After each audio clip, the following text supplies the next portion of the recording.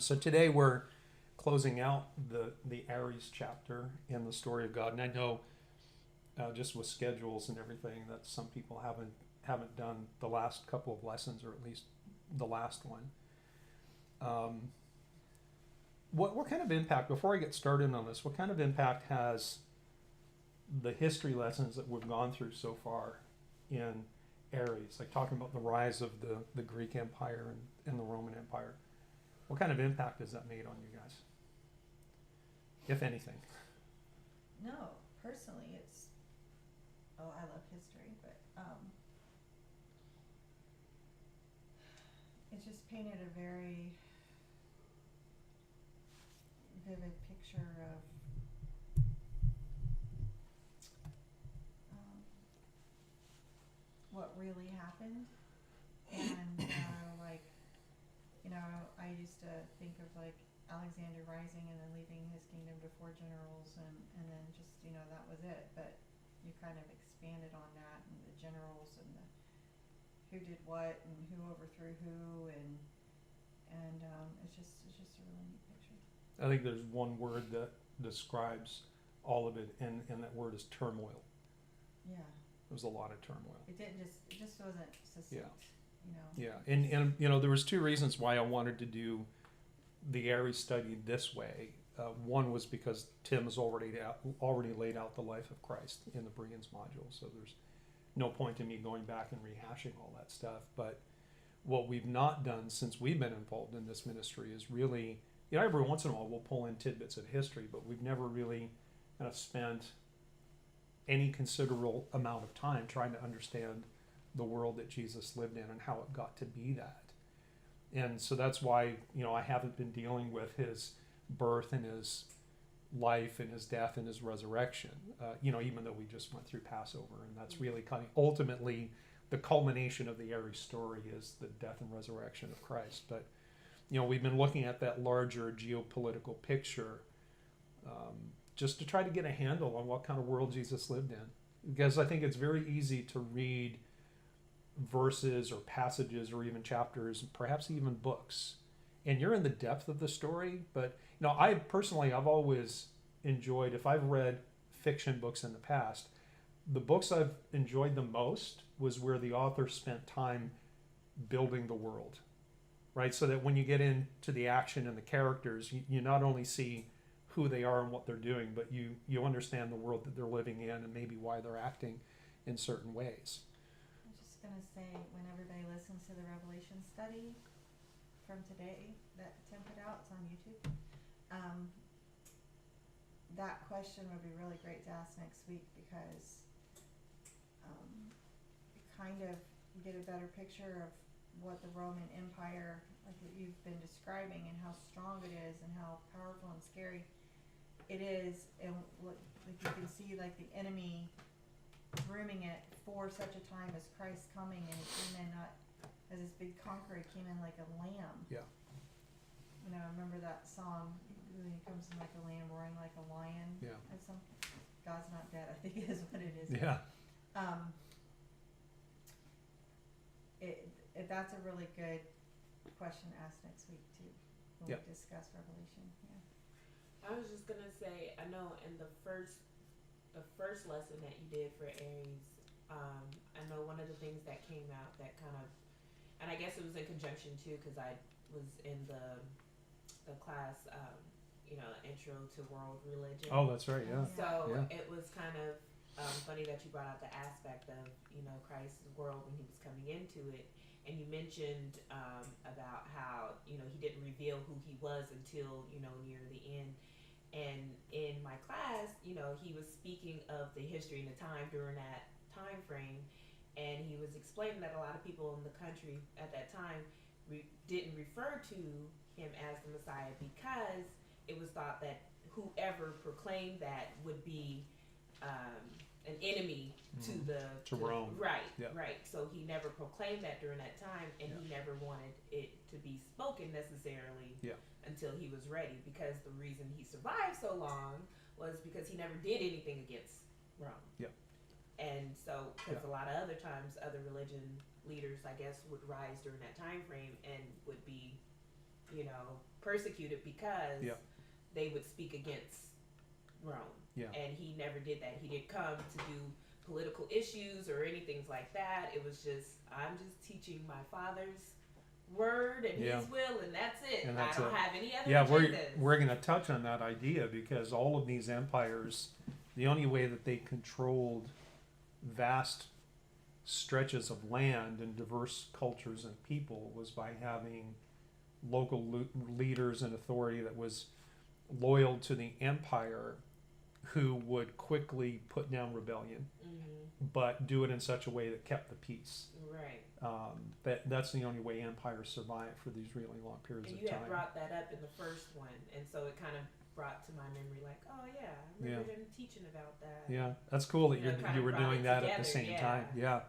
So just to kind of get back to the bigger picture, we started with the rise and the fall of the Greek Empire, right? Alexander the Great, and I'm just going to do a quick recap here. Conquered from Greece all the way to western parts of India, and he was only in his 20s. He was, probably the youngest. Actually, I shouldn't say that because some of the later leaders, even within the Roman Empire, started out when they were relatively young, including some of the Ptolemies. But either way, we talked last time about in Daniel 8 how he had this prophecy where he saw Greece or Alexander as the he-goat with that single horn that defeated Persia, the ram with the two horns, and how Alexander's death began the war, or the wars of the Diadochi, the wars of the successor, or successors plural, because initially the Greek Empire after Alexander died split into more than a dozen different provinces, or what they call satraps. And along the way, at least one man declared himself emperor. There was tons of civil war. All these factions were fighting and creating alliances, and who used to be your friend became your enemy. But eventually 4 generals rose above the rest, which then fulfilled Daniel's prophecy that Alexander's single horn would break into 4 different pieces. But of those 4 generals, 2 became dominant, and these are predominantly in the books of Daniel, the king of the north and the king of the south that Daniel talks about. So the north would be Syria, over here. Think Antiochus Epiphanes and the Seleucid kingdom. And then the south would be Egypt, over here. And think Cleopatra, right? Those are kind of the easiest ways to think of that. But Egypt and Syria were usually at war with each other, with Israel caught in the middle. And there was a particular, I was telling Kathy this morning, I spent another hour or so this morning tweaking my PowerPoint, and for some reason all my changes were not saved. So I had other things that were going to pop up here. For example, if we could explode the map and look at where Israel sits in between Egypt in the south and Syria to the north, the southern part of Syria, which is just north of Judea and Samaria, was called Coel Syria. And that was really the land that Egypt and Syria and those empires constantly battled over. And that put Israel right in the middle. And that's why Israel kept bouncing back and forth as a vassal state between being governed by the Seleucids or being governed by the Ptolemies. It just depended on who was controlling that area. And ultimately, I've used this term in sermons in the past. There's a region called the Levant, which is basically the Fertile Crescent. It's the land just east of the eastern border of the Mediterranean. That includes Judea and Samaria and Idumea and the Jordan and all that kind of stuff. And that land, the Levant, basically links Egypt and Syria, and that was the battleground that all of this stuff happened. But very interesting, just to throw in a couple of extra tidbits, and my apologies because it had some pretty cool graphics. During the time of Cleopatra, actually, no, let me rephrase this. Antiochus Epiphanes had a sister named Cleopatra, but she's not the Cleopatra that we think about when we think about Julius Caesar and Mark Antony. They were separated by maybe 120 years. There was actually a series of Cleopatras, but Cleopatra the First was the sister of Antiochus Epiphanes. They had the same father and mother, and when she was 10 years old, bless you, Antiochus III, who was Antiochus Epiphanes or Antiochus IV's father, he married off Cleopatra I to Ptolemy, the king, Ptolemy 4 or 5, I believe it was, when she was 10 years old and he was 16. They were married. And she became the first Cleopatra, and then she had a daughter among many children, Cleopatra the second, third, fourth, all the way up to Cleopatra the seventh, who was the Cleopatra that was involved with Julius Caesar, Mark Antony, and that whole transition of the Roman Republic into the empire, which we'll go over some of that timeline here right now. But also during the time of Cleopatra and Ptolemy the fifth, back during the time of Antiochus Epiphanes. So we're talking about like 170, 165 BC. That's the time when what's called the Rosetta Stone was created.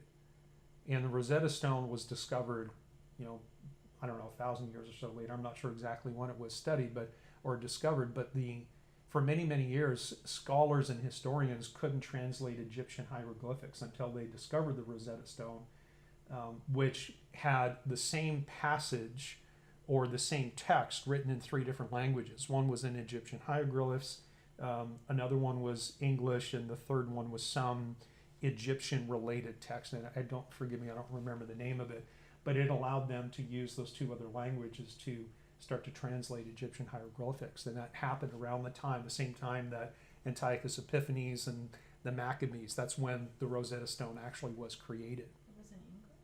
No, it wasn't in English. It was a big stone that had the same passage in 3 different languages: hieroglyphics, Greek, and then some other Egyptian-related script language that wasn't hieroglyphics. That was a known language, and so they used the other 2 languages to translate the hieroglyphics, and that absolutely changed like Middle East and ancient Egyptian and biblical studies, because they were able to translate that.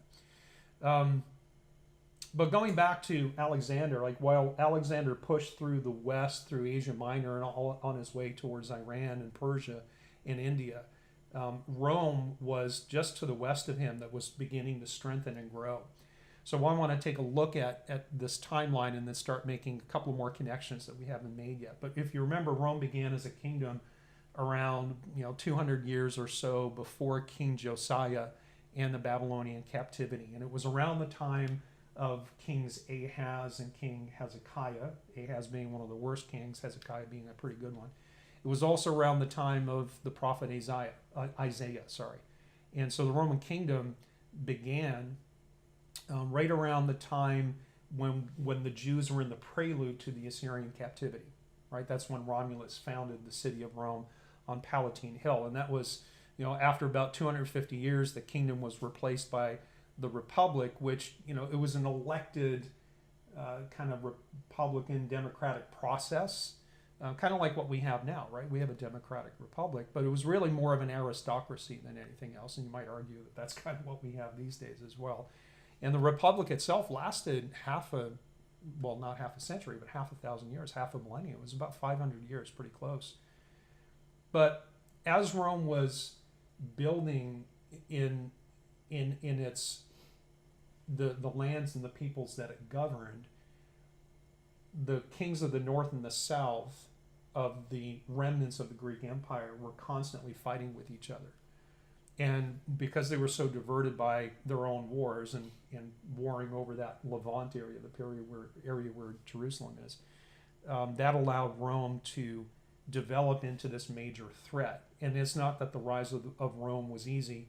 They had lots of their own regional wars and lots of civil wars, and even some of the most famous wars. We talked last time about the Punic Wars. And this was the time where Hannibal crossed the Alps. I think it was around 218 BC. I think I have the date there. Yeah, 218 BC when Hannibal crossed the Alps, and that was because he was at war with Rome. And Carthage was a kingdom that occupied the northern part of the African continent, west of Egypt.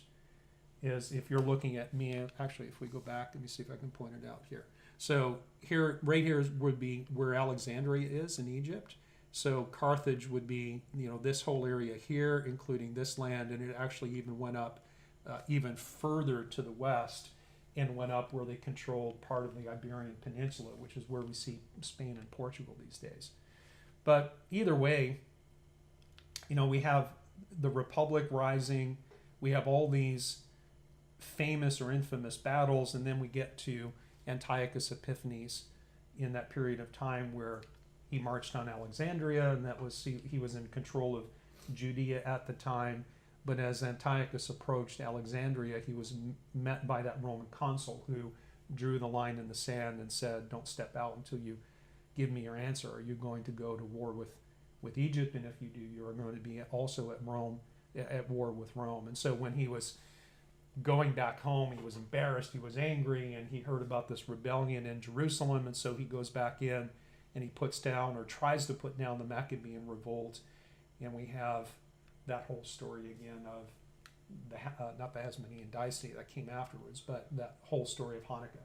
But what happened is that after the Maccabees won, it was only about 15 years later that the Hasmonean dynasty began. And the Hasmonean dynasty, I want to look at that against the backdrop of Rome, because from this point forward, the intermingling of the politics of Rome and the remnants of Greece, ancient Greece, the Seleucid Empire, the Egyptian Empire, it's all tied up together, right? It's very difficult as you read through the historical accounts or read any history books. It's very difficult to begin down one path of a story without seeing branches that go off into the stories of the Ptolemies or the Seleucids or the rise of the Roman Republic and its transition into the empire. But the Hasmonean dynasty started with a man named Simon Thassi. He was the brother of Judah Maccabee, the hammer. And Simon Thassi became the first self-elected king priest, which in reality would be an illegitimate kingship, wouldn't it? Because who gets to name or proclaim the king of the Jews? Well, God does, right? That was the whole point, right? But the Hasmonean dynasty would rule for about 100 years until they became a client state of Rome. And during the first 30 years of the Hasmonean dynasty, they were still vassals to the Seleucids in Syria. Even though Antiochus had died, that first 3 decades, they were still beholden to the Seleucids up in Syria. Then for about 50 years, they were actually independent. And the Parthians, who were kind of a subsection of Persia, the Parthian Empire came out of the fall of the Persian Empire, they started chipping away at Syrian control. And this is part of what weakened the Seleucid kingdom to the point where Rome came in and just decimated them, is because the Seleucids were busy dealing with the Parthians. Again, just remnants of that Persian Empire. But during the period where they were independent, because everyone was busy dealing with other stuff, this is a time during which the Hasmoneans, these self-elected Jewish kings, went to war with their neighbors to expand their control over the Promised Land. Whether their intent was noble and, say, covenant related, or whether their intent was simply greed and power, probably easily debated. But during this period of time, during the Hasmoneans, is also the time where we see the formation of the Sanhedrin. It's also where we see the founding of the Sadducees and the Pharisees as the dominant religious and political parties. And so this transition, right after Antiochus Epiphanes, that 100 years or so, 150 years after that, basically was the prelude to the world that Jesus lived in. The Sanhedrin, the Pharisees, the Sadducees, and then the jockeying for control. But within that period of time, Israel went to war with their neighbors because they wanted to be just like everybody else. The Sanhedrin itself was basically the Jewish court of the time. And local communities had their own Sanhedrin that was made up of, say, 20 or so elders, while in Jerusalem, the great Sanhedrin had 70 different members, which was governed by the high priest. He presided over the Sanhedrin itself. Then in 135 BC, one of the Hasmonean kings named Hyrcanus, he was the first Hasmonean, the first Jewish king to take a Greek name, which would imply what? What's that? Yeah, Hellenization, right? The degree of Hellenization. To call yourself by a Greek name was a big deal. Hyrcanus was the one who really began the expansion of their control over Judea, Samaria, and Idumea to the south. And that included when they went to war and they conquered their neighbors, they forced them to convert to Judaism. So the authorities, the leaders, the military commanders, all the men had to get circumcised. They had to commit to following the law, or else they would forfeit all of their lands and all of their wealth. And this expansion went north, it went south. In fact, I think, I have a picture I'll show you here in a second. But probably one area of note is that the region immediately south of Judea used to be known as Edom. And that is part of what is now Jordan. It's the southern part of Jordan. If you remember, if you've seen ancient biblical maps, you have Moab, Ammon, and Edom. And during this time period, Edom was called Idumea, right? It was given Greek or Roman names, just depending on who was in control at that point. And that is going to be important a little bit later in the story, because this is where the Herods came from, right? They came from Idumea. Herods, the Herods, right? Now, a few decades later, independent Judea reached the height of its expansion under another king named King Jannaeus. And he continued the forced conversions of their neighbors. He was rigorously opposed to the Pharisees because the Pharisees were rigorously opposed to him. And so Jannaeus favored the Sadducees, who were basically the elites. They tended to be the Hellenists, where the Pharisees tended to be, the traditionalists. And Jannaeus himself often persecuted the Pharisees, who were more of a middle class, and the Pharisees typically fought to maintain the Jewish way of life. But here's a couple of things. Like, this is a map right here that shows the expansion of the lands controlled by the Hasmoneans. And this lightly colored area right here, where you see Jerusalem, is the extent of the control that the Hasmoneans had as the Hasmonean dynasty began in 140 BC. But what ended up happening over time with each king, and they continued to expand, the darker red that encompasses this entire map is the extent of the kingdom and the area that they controlled under King Jannaeus about 5 or 6 decades later. Right? You can see that Israel, in that independent era, started to expand and started to control a greater portion of the promised land. But even if you look at the extent of the land under the Hasmonean dynasty, it still didn't come close to the entirety of the land that was promised to Abraham, right? Because that went from the Nile all the way to the Euphrates and further north and further south. I just mentioned the Pharisees and the Sadducees. So as far as political groups go, the Pharisees fought Hellenization, while the Sadducees embraced that to a certain degree. They also differed religiously on their beliefs on the nature of man, the afterlife, whether or not there was a resurrection. The Sadducees had more support of the Jewish leaders in the sense that the Hasmoneans as well as Sadducees tended to embrace Hellenization, believing that working with Rome was the best way to keep the peace, but of course it also kept them in positions of power and authority, because the Romans weren't going to allow anybody to be in control that didn't agree with their policies or didn't run their region the way that the Romans wanted to. But the Pharisees rejected and opposed the Hasmoneans. They didn't like the fact that the Hasmoneans didn't fight against either Seleucid or Roman oppression. And the Pharisees as a group got into a lot of trouble when they demanded that King Jannaeus choose to be either high priest or king, but not both. And that was really the mark of the Hasmonean dynasty, is that the Hasmoneans were not just Jewish king priests, they were kings and high priests, same person.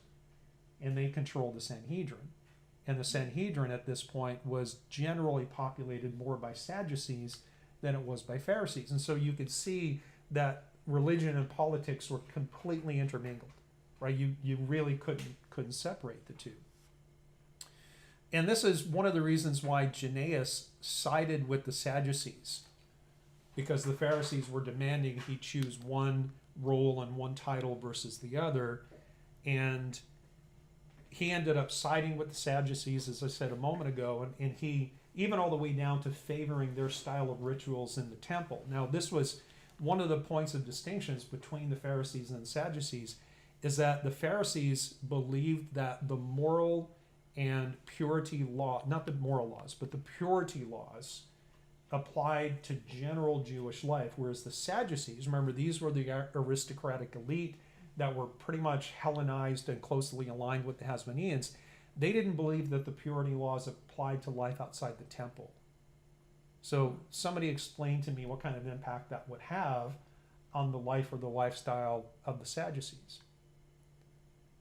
Loose. Pretty much, right? But what it allowed them to do is it allowed them to adopt Greek ways of life, because they didn't have to abide by the purity laws as long as they weren't in the temple. Right? And so now all of a sudden you start going like, well, maybe the Pharisees weren't all that bad, because at least they were more traditionalists. But of course, the Pharisees had their own issues. Now, as far as the Pharisees go, they represented the common people against Jannaeus predominantly. Of course, they were there over many different kings during the Hasmonean dynasty, but they particularly opposed Jannaeus during his kingdom because he was a tyrant. And in fact, because they were so outspoken against him and he sided with the Sadducees, he had hundreds of Pharisees executed publicly. Many of them were crucified in the Roman tradition. And so we think about, like, and this is stuff that you don't get. Like when you read through the gospel accounts and you read the Bible and you don't know how to put that into the context of the bigger picture, you go, okay, the Pharisees, they were just kind of like some off-centered dudes who didn't like Christ coming in and messing up their mojo. But the reality was that they were just as corrupted as everybody else. Absolutely just as corrupt. Now, they were noted for strict observance of the Mosaic laws, both inside and outside the temple, as traditionally required. And on grounds of this ritual purity, they separated themselves from other Jews who they believed to be not as diligent or scrupulous. And they thought that they would literally become contaminated if they mixed. And in fact, the word Pharisee means separated one. That's what it actually means. They went around in groups called the Haberim, which are the associates, in which they were like cliques. They insulated themselves from interaction with those who they thought to be were lax from a religious standpoint. Yeah. Under Pharisees, where it says interpretations of the Torah, yeah, is that like just opinions, or did they have different writings? Remember, we've talked about the Talmud and the Mishnah, Yeah. and the Gemara. These are the written versions of the oral teaching. All of that was originated by the Pharisees. In fact, that's my next point. Thank you for bringing that up. In their zeal to maintain their faithfulness with the Mosaic law, the Pharisees developed the oral law. That's where it came from. And that was later erroneously applied to Moses. But basically what the oral law did was it served as a fence around the Torah, and the gatekeepers were the Pharisees. So they had this oral tradition, their own oral interpretation, and they said, okay, we're the experts in what the oral law means, and we'll talk about how we get the written version of that a little bit later. But basically, it was an interpretation and an expansion of the 613 or so laws that are found in the Old Testament. And Pharisaic Judaism basically survived the destruction of Jerusalem a little bit later, and it was the precursor to rabbinical Judaism, and I'll explain how that happened coming up in a little bit. The Sadducees, to give you a little bit more detail on them, they were the wealthy aristocratic class which typically monopolized the priesthood. They didn't believe in angels, they didn't believe in life after death, the resurrection. They didn't accept the oral law as developed by the Pharisees. You said a Pharisee or the Sadducee? I meant the Sadducees. Okay. If I said the Pharisees, I meant the Sadducees. Okay. They didn't accept the validity of the oral law. So the written word was all. So now I'm like, okay, well, I like these guys, because they don't buy into all the stuff that other people made up. But it's like, neither group was as a whole exactly the kind of steward that the Lord has been looking for. Yeah. So, because this stuff's still fresh in my mind. Sure. And when going through my class here, because we touch on Sadducees, Pharisees, the Essenes, and the Zealots. Yeah. The Zealots. So the way that it was explained, why the big difference between Sadducees and Pharisees is because the axial age happened, where pre-axial age was the Sadducees, where it was just the covenant. They only believed in God and whatever he, whatever he promised to the people. And then the axial age hit, and then that's when people had their different interpretations of life after death and resurrection and believing in Jesus Christ and all of that other stuff. So the big distinction between the two, as you've broken it down, kind of makes sense with the axial age and And what is the? pre-axial. I've not heard the term before. What does that refer to? Like a Um, time frame? Yeah. Do you know what it basically- was? Yeah, it was like in 500, I think 500 BC, I believe. Okay, because I mean that was like way back around the time of the Babylonian captivity, Right, or just right, after right. that. Mm-hmm. Yeah. Right. Now we talk about these religious, it political. actually affected other religions too, so it wasn't just Judaism, but as far as other religions starting to think, oh, okay, well, it's more than just a covenant, or there's actual life after death, and the different beliefs that people had. But you could see the difference of the ideas versus pre-axial age versus after. Interesting. Yeah, haven't heard that. I mean, as far as life after death, I mean that's an ancient biblical concept, right? Because Job said he was going to see his Redeemer with his own eyes, so he understood a resurrection. Abraham understood a resurrection. Which is fascinating because it's like It's how in the what New Testament. what was it that the Sadducees, how do they not see these things, or what Yeah. what was their conclusion of like how to overcome Yeah, the idea of all these things, because if it's so clear. yeah, and that also would be not nonsensical, but maybe a little bit confusing, knowing that they were Hellenists and would have been influenced more by Greek philosophy. Because if you remember, Alexander himself, and even some of the generals that eventually inherited the portions of his kingdom, they were educated by Aristotle, who was a student of Plato. And part of the role that Alexander the Great and the expansion of the Greek Empire played in the world that we're talking about in the time of Christ is that the Greek culture, philosophy, religion started to permeate. And maybe this is where we start to see, because Alexander was in the the early 4th century. The expansion of the Greek Empire was in the kind of the early 300s into the late 200s. That would then start to impact the thinking of Jewish people who were more inclined to be Hellenized, right? And that mostly happened in the aristocratic elite. Sorry, I thought you were going to say something. So, with the Pharisees, though, they left no writings, and they disappeared after the destruction of the temple in AD 70. Again, we'll come back to that a little bit later.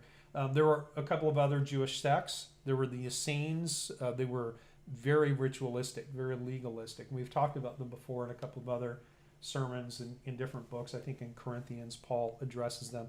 They were the subsect of Judaism that was responsible for the Dead Sea Scrolls that were discovered in Qumran, was found in Essene community.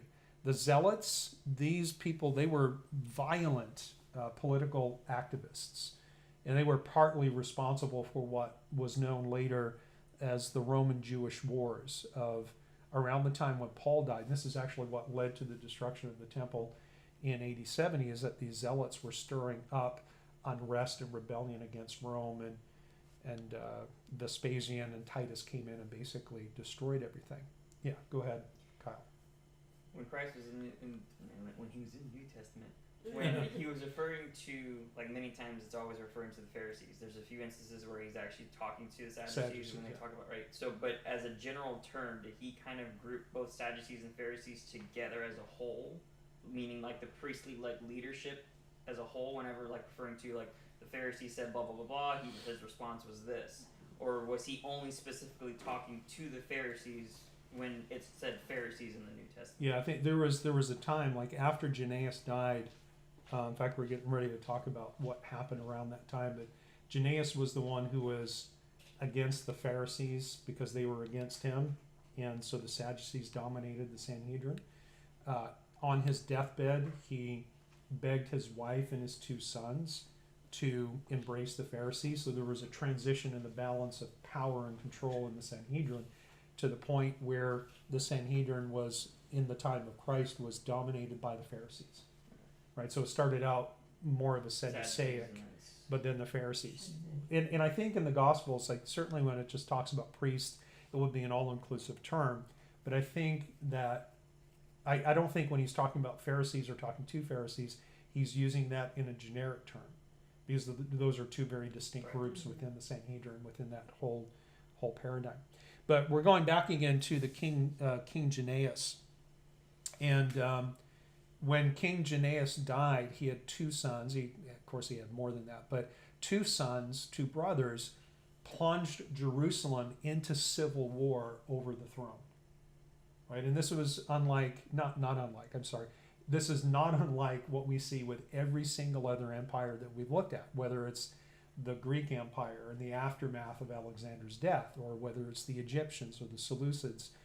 The nation of Israel was absolutely no different. This war between these 2 sons was partially fueled by a man named Antipater, who was from Idumea. Now, we just said that Idumea is ancient Edom, which is the southern part of what we now call Jordan. And this is important because Antipater was an Idumean official under the Hasmoneans appointed by Jannaeus. And remember that when Jannaeus took over, in fact, it began before him with Hyrcanus, but Jannaeus certainly continued these forced conversions. And so Antipater was sticking his finger and his nose into what was going on with the transition in the Hasmonean throne, but he would have been a Jew, at least a Jew from a conversion standpoint, because he was from a wealthy, influential family, and one of his ancestors, I believe it was his grandfather, was forced to convert to Judaism under Hyrcanus or under his predecessor. Now, Antipater supported the weaker of the 2 brothers, the 2 sons of Jannaeus that were fighting for the throne, because he had his own plot to end up controlling Judea. But if you remember when we talked about the Roman Empire, this is the time when Pompey comes in, and Pompey was at first aligned with Caesar, and then they have their civil war and they fell out. But Pompey came in 63 BC and kind of settled everything, and he ended the Hasmonean dynasty, and he removed the king, and he allowed him to remain high priest. But at that point, Israel had no more king. There were no more Hasmonean kings, even though the Hasmonean family line was still intact. But that didn't stop Antipater the Idumean. It was Antipater who ultimately founded the Herodian dynasty that controlled Jerusalem and Judea and Samaria and Idumea and surrounding areas during the time of Christ. Not long after, Judea became this Roman province again under Pompey, right? Caesar and Pompey went to war with each other for control of Rome that ended in Pompey's death. Caesar didn't last long because he was assassinated on the Ides of March in 44 BC, which I look back on the calendar, and that was about 2 weeks before Passover in that particular year in 44 BC. And it was only a couple of weeks after that Caesar's assassins, Brutus and Cassius, committed suicide because they were basically defeated by a coalition between Mark Antony, who was a friend of Julius Caesar, and Octavius, who was originally Caesar's nephew. In fact, he was his great-nephew, but Caesar adopted him as his own son. Then Octavius, Mark Antony, and another man called Marcus Lepidus formed what is known as the Second Triumvirate. Now, triumvirate basically is where you take a country and you split it up into 3 parts, and the leader of each of those 3 parts is a general over the army, And so you have the whole country being led by 3 generals, and it was a military controlled environment. And that's really what Mark Antony, Octavian, and Marcus Lepidus were in the immediate aftermath after Caesar was killed. But that coalition didn't last long because Mark Antony aligned with Cleopatra the seventh of Egypt. Now she would be the descendant of who? Antiochus Epiphanes. Yes. Well, she would be related to him, but not the descendant. He would be Cleopatra the seventh would be the descendant of Antiochus Epiphanes' father, Antiochus the third, right? Because Cleopatra the first was Cleopatra the seventh's great grandmother. But they're related. They were related. You see how all these empires, these thrones, there's all these family intermarriages, right? And a lot of times, of course, they did this to strengthen political alliances. Well, your daughter's married to my son, or my son's married to your daughter, so let's not attack each other. Let's try to keep the peace. Mark Antony had 3 sons by Cleopatra, who, by the way, was Julius Caesar's lover before Julius Caesar was assassinated, and she had a son with Julius Caesar. So she had a son with Caesar, she had 3 sons with Mark Antony, and so Cleopatra now and her children become a major threat to the control of the Roman Empire because she has children that are at least a male child that is related to Julius Caesar.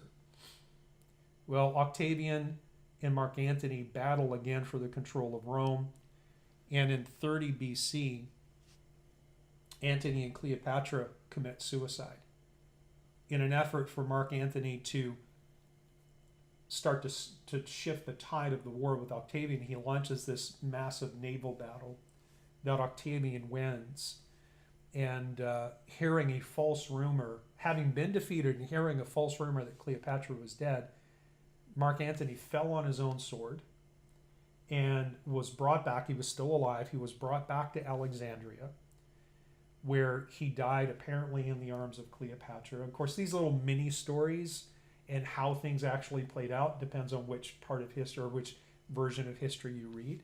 But apparently, Mark Antony died in the arms of Cleopatra, who then allowed herself to be bitten by a poisonous snake, and then she died.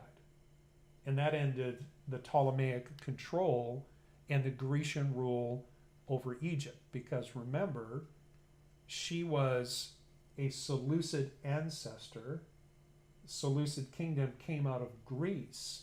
And so Cleopatra, who basically was ruling Egypt, as her husband had died, she was not just descended from the Ptolemies, she was descended from the Seleucids and ultimately descended from Greece.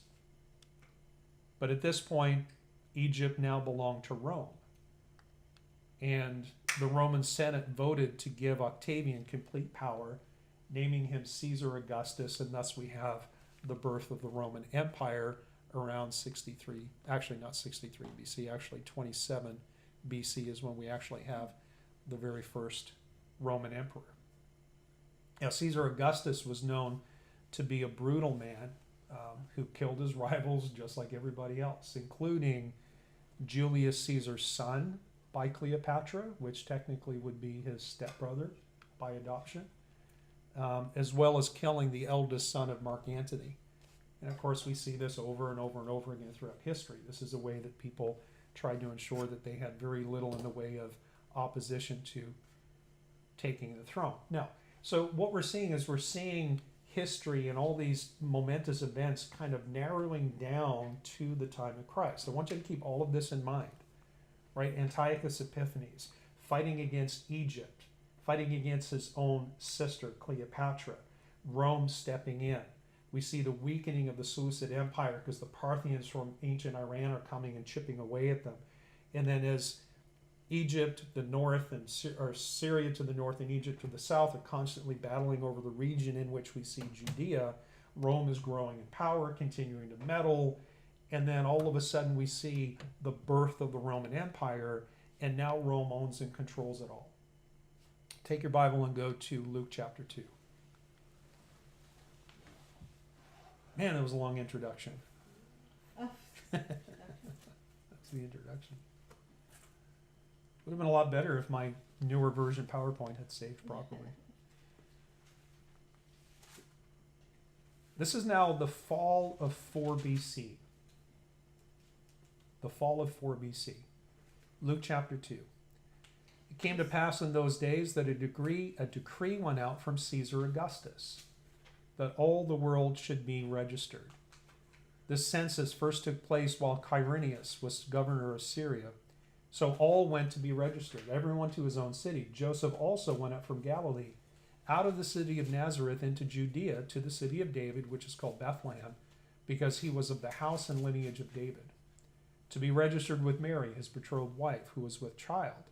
So it was that while they were there, the days were completed for her to be delivered. And she brought forth her firstborn son, and wrapped him in swaddling clothes, and laid him in a manger, because there was no room for him in the inn. This is actually my favorite part of the Bible. I can't read these verses without getting chill bumps, reading about them going to the inn and all this kind of stuff. So back in verse 1, the Caesar Augustus. This is Octavian.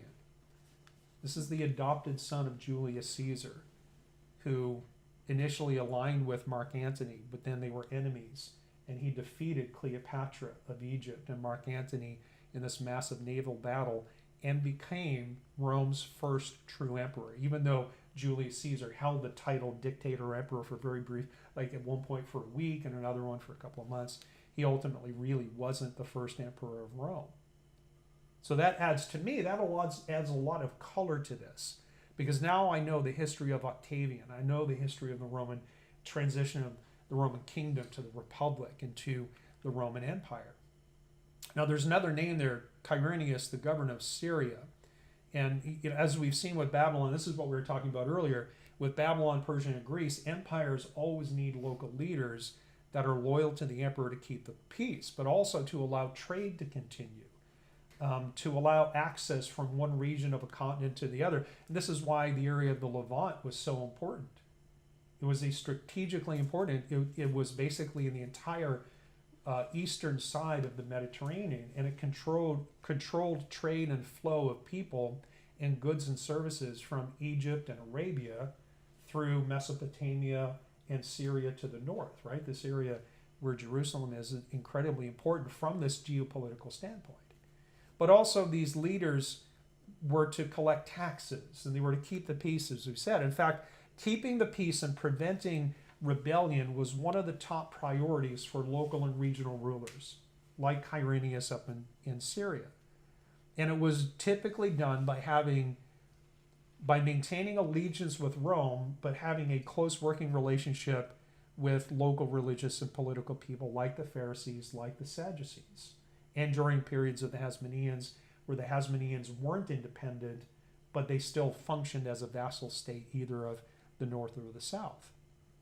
Now, Quirinius is not our concern in the story, but what is our concern now are the Herods, who were the controllers. They were the local leaders that were beholden to Rome in Judea when Christ was born and lived. Now, we just talked about Antipater the Idumean, right? He was the guy who stuck his nose into the Hasmonean civil war until Pompey stepped in and said, that's it, no more Hasmonean kings. He was part of the Hasmonean court. It's very interesting because a few years after Julius Caesar defeated Pompey, I don't know if you remember from last week's lesson, but Pompey, when he was finally defeated, escaped to Egypt where he was assassinated. He died in Egypt. Well, Julius Caesar was fighting in Egypt, and he was basically trapped in Alexandria. He was besieged and was starting to lose until Antipater comes in with about 3,000 troops and a coalition from some other smaller regional leaders and armies, and he rescued Julius Caesar. It was a key pivotal point in Julius Caesar's bid to become the dictator of Rome. And Caesar was so happy with him, he basically gave Antipater Roman citizenship, which is why Herod was a Roman. And he freed him from all taxes forever. And a few years later, he made this guy Antipater the procurator of Judea. And procurator was basically an administrative official. Now, Antipater himself was not popular among the Jews. He was very outspoken about his support for Rome. He was, in essence, a power broker. He was one of those very adept politicians, and he was a power broker between Rome and Judea and even Arabia to the south, what is often called the Nabateans. He died of poisoning. A lot of these people died of very kind of nefarious means, but historical accounts vary as to who did it. But when he died, his second son, Herod, took charge. And this is the man that we know as Herod the Great. Now, the name Herod appears close, not quite, but close to 50 times in the New Testament. But how many Herods were there? More than one, right? There are actually 5 men who are referred to as Herod in the scriptures. 6 if you include Herod Philip, who is mentioned really only one time. Let's talk about these different Herods. Herod the Great, he's the guy at the top. He was the son of Antipater. This is the Herod who married a Hasmonean princess named Mariamne, and that solidified his claim to the throne. So remember that Herod's great-great-great-grandfather converted to Judaism, and so the Herods were technically Jews. But because Antipater had been given Roman citizen because he rescued Caesar, they were also Roman citizens. So Herod says, man, it's probably pretty smart for me to marry one of these Hasmonean princesses because that would only strengthen my claim to my throne as I continue to try to navigate the relationships between Jerusalem, Judea, and the Roman Empire. This is the Herod who met the wise men from the east. This is the Herod who killed all the baby boys in Judea in his effort to find the Christ child. He also sponsored massive expansions of the Second Temple, and then it became later known as Herod's Temple, but he levied massive taxes on the population to do so, which is part of what led to the distrust of tax collectors at the time of Christ. As you can see, he married many women. There's 4 named here, and there's actually several boxes over there on the left. He married many different women. He killed some of them, killed some of his own kids, particularly the ones who tried to assassinate him so that they could have the throne. After Herod's death, he had 3 sons, or 3 of his sons. He had many. Archelaus, Herod Antipas, and Philip the Tetrarch. They would split control of Palestine.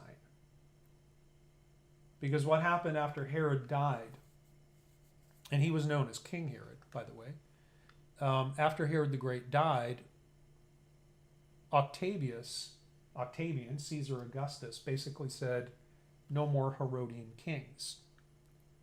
Now, Herod the Great had changed his will before he died to favor this guy here named Antipas, but because they were a Roman client state, his will and his intent to divide Judea among his children and who got what had to be ratified by Rome. And so what ended up happening is these 3 brothers ended up going to Rome to plead their cases directly with Caesar Augustus. And from this point forward, Israel did not have a king because Israel was divided, Israel, Judea, Samaria, etc. It was divided into what's called a tetrarchy, which normally implies a 4-way division of a region, but at this time there were only 3 tetrarchs. So you had 4 land divisions given to 3 people, and what that means is that one of them got a double portion. And that one who got a double portion was this guy right here, Herod Archelaus. Herod Archelaus was named by Caesar Augustus as ethnarch instead of king, and he didn't like that. And an ethnarch is basically the leader of an ethnic group or an ethnic people.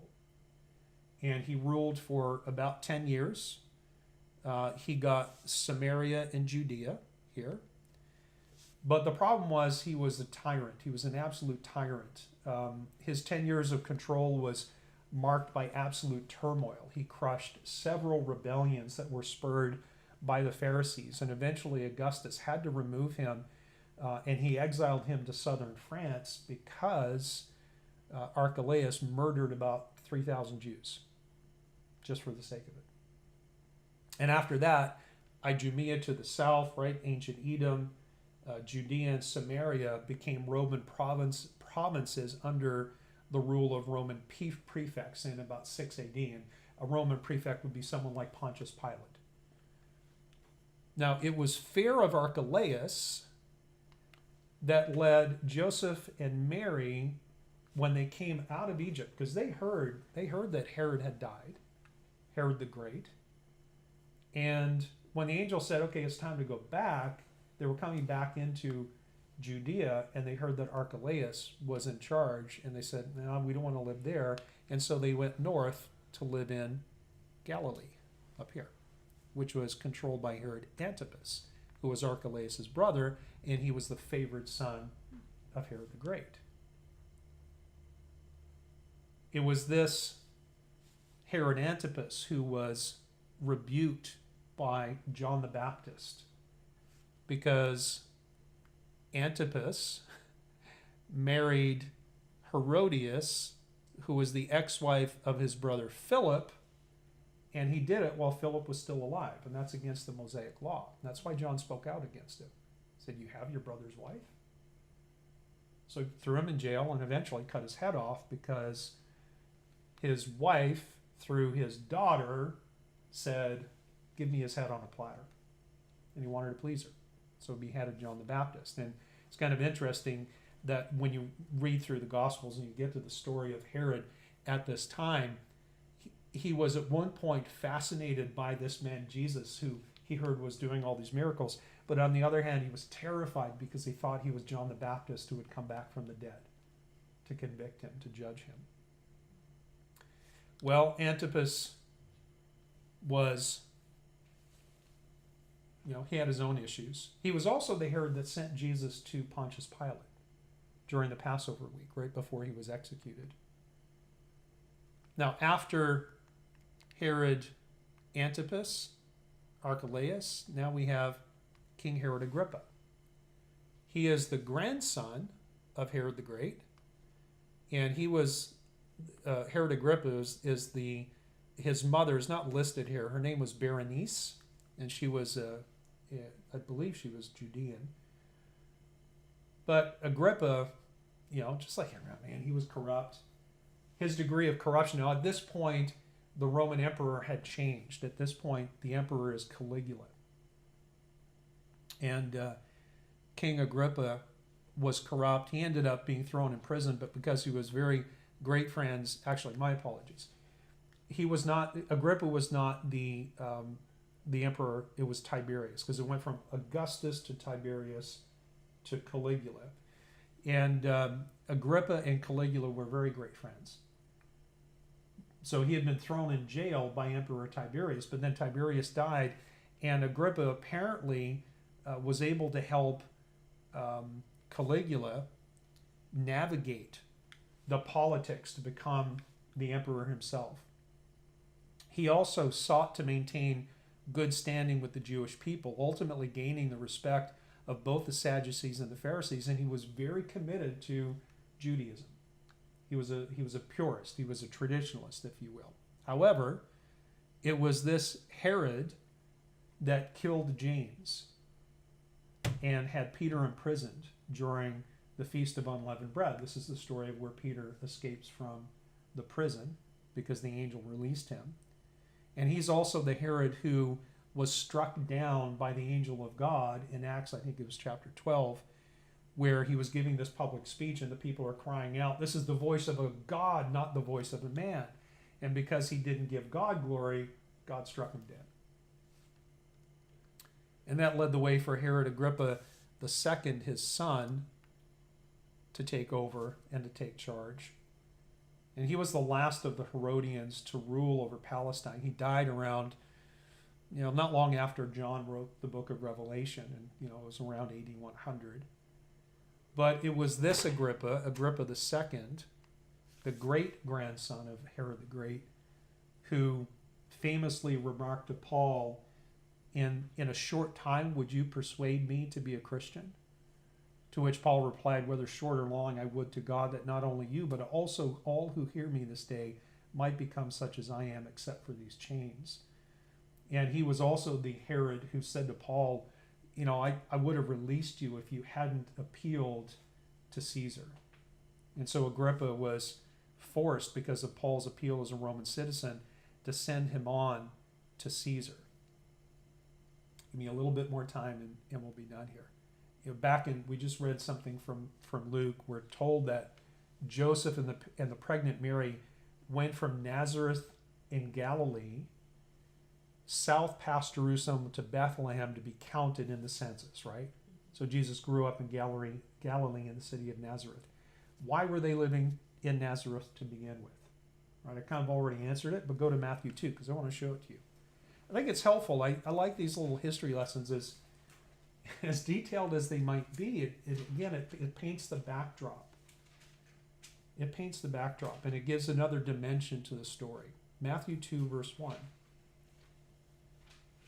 Now after Jesus was born in Bethlehem of Judea, in the days of Herod the king, this is Herod the Great, the son of Antipater the Idumean, behold, wise men came from the east, saying, where is he who has been born king of the Jews? For we've seen his star in the east and have come to worship him. When Herod the king heard this, he was troubled, and all Jerusalem with him. And when he had gathered the chief priests and scribes of the people together, he inquired of them where the Christ was to be born. So they said to him, in Bethlehem of Judea, for thus it is written by the prophet, but you, Bethlehem, in the land of Judah, are not the least among the rulers of Judah, for out of you shall come a ruler who will shepherd my people, Israel. Then Herod, when he had secretly called the wise men, determined from them what time the star appeared, and he sent them to Bethlehem and said, go and search carefully for the young child, and when you have found him, bring him back word to me, that I may come and worship him also. So now this is Herod the Great, right? This is what sent them off into Egypt to begin with. But think about this. Herod and the Herodian dynasty, they were Jews.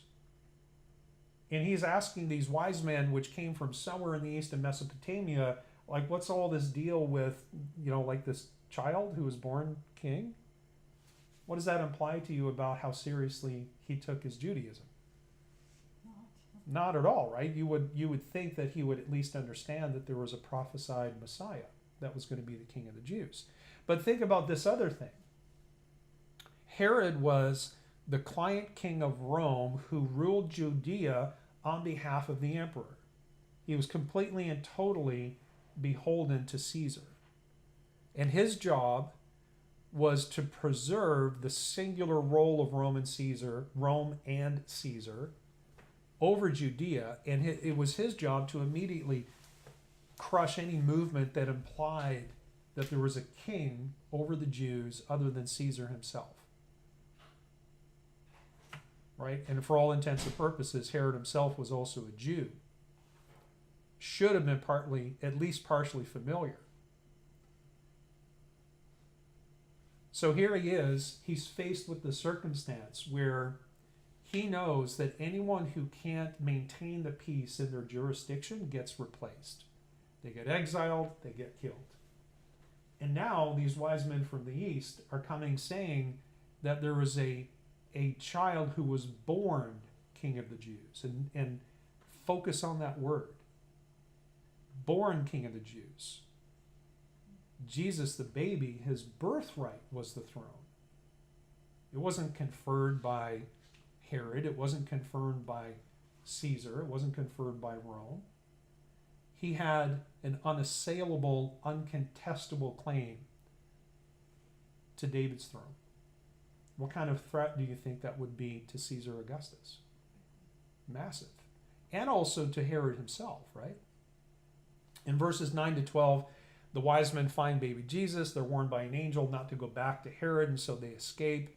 Verse 13, when they had departed, behold, an angel of the Lord appeared to Joseph in a dream, saying, arise, take the young child and his mother, flee to Egypt, and stay there until I bring you word, for Herod will seek the young child to destroy him. When he arose, he took the young child and his mother by night and departed for Egypt, and was there until the death of Herod, that it might be fulfilled, which was spoken by the Lord through the prophet, saying, out of Egypt I called my son. Right? Now, at this point, Egypt was also under the control of Caesar, because Augustus had already defeated Mark Antony and defeated Cleopatra. It had only been about 25 years or so since that happened, and so even living in Egypt, Mary and Joseph and baby Jesus grew up in a Roman-controlled, Hellenized world. Verse 16, then Herod, when he saw that he was deceived by the wise men, was exceedingly angry, and he sent forth and put to death all the male children who were in Bethlehem and all its districts from 2 years old and under, according to the time which he had determined from the wise men. Now we understand why it was so important for Herod to find the Christ child and to get rid of him. Because not only was he a threat to Caesar, he was a threat to Herod himself.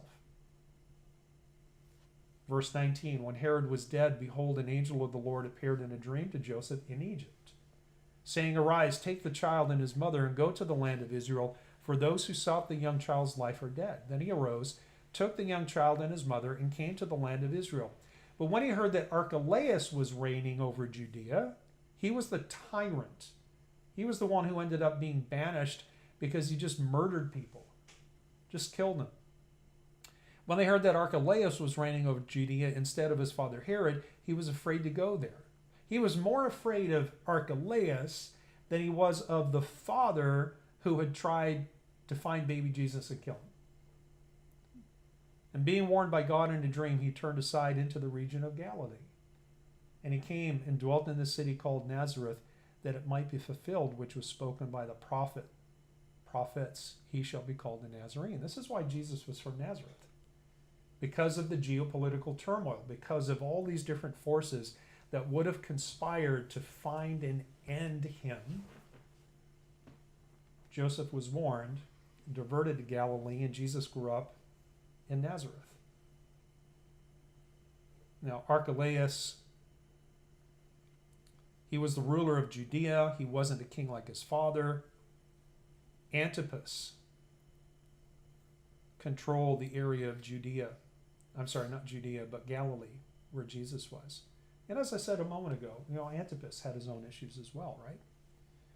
Now, I'm going to go ahead and I'm going to close it here. And I really have to apologize because the changes I made to my PowerPoint this morning were awesome. I think the story flowed a lot better. But I hope, here's what I want in terms of the takeaway from this chapter of the story. If we go back and we look at the Mazzaroth and all the different symbols, Acts 1, 2, and 3, which is basically creation, the Old Testament, up until the point where Christ came, Acts 1, 2, and 3 are setting the stage for Acts 4 and 5. Act 5 being the culmination of the story. The Lamb of God came in an official capacity to inspect the stewards of his inheritance. Now, they weren't technically official stewards, but after God removed the kings of Israel, they stepped into that role. The Pharisees, the Sadducees, the Sanhedrin, the Hasmonean dynasty. They took that mantle upon themselves. And I wonder sometimes, had they done a good job, would Christ have let them stay? Ultimately, the Hasmoneans wouldn't sit on the throne of David in the kingdom because they weren't of the line of Judah. When Jesus came, he said, I didn't come to abolish the law, but to fulfill it. He also said, I think it was in Matthew 10, I didn't come to bring peace, but I came to bring a sword. And that sword he used to divide the Jews between those who confessed him and those who did not. In fact, if you go back and read that passage in Matthew, again, I think it's Matthew 10, he talks about that. This is where he talks about, if a man will not confess me to his brothers, I will not confess him. That sword that he brought was to begin the dividing. It was a sword that would eventually cut the Sadducees completely out of history and launch the second exile of 1960 years that was prophesied in Leviticus. A sword that would cut the wicked branches off the natural olive tree to make room for the good branches of the wild olive tree to be grafted in to the story of Abraham. And I kept asking the question in the last couple of lessons, like what role, for example, did Alexander play in creating the world that Jesus was born into? And it was tremendous, not just from the impact of the Hellenization, but the transition from Alexander's united empire to the divided empires, the north and the south, the rise of Rome, the Parthians coming back, and all these different things, and the changes of control within Jerusalem itself, and even Judea's and the Hasmonean bid to expand their territory by subjugating people and forcing conversion to Judaism. This was a massively supercharged environment into which the baby Jesus was born. And Kathy made a comment this morning after she listened to the Bereans. Because everybody was expecting the Messiah to be this charismatic military rebel, Jesus fooled everyone when he came in as a little peaceful lamb. And he was peaceful up to a point. But his strategy of quietly teaching the masses and passively undermining the authority and the leadership of the Pharisees and the Sadducees, that was part of the sword cut as well. But this environment in which Jesus was born is, with all the political intrigue and all the intermingling or the tensions between the religious perspectives of the different groups that were in control as part of that power struggle. This is what led the Jewish leaders and the stewards to kill their own Messiah, and they did it with the help of the Romans. But that geopolitical environment is also exactly it gave the world the infrastructure that led the gospel or allowed the gospel to go out through the entire world. By the time Christ was born, there was a common language. It was Greek. There was an international system of trade over land, over sea, that united Gaul and the British Isles with Persia and India in the west. Turkey and Greece and Rome in the north, and Egypt and Tunisia and Carthage in the south. This is the world, right? This is what the world was in the time of Christ. There was also an international system of roads that allowed the gospel to spread to the Jews first, then to the Samaritans, ultimately to the Gentiles.